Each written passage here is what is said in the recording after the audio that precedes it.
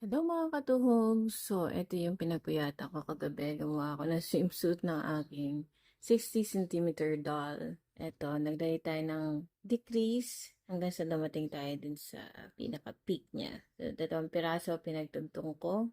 Tapos sa likuran naman, nakatali lang siya.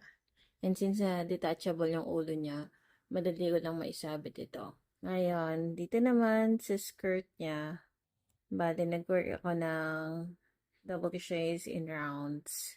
Kailangan ang sukat niya is yung second hip. Tapos, after 2 rounds, nag-work ako ng back loop only.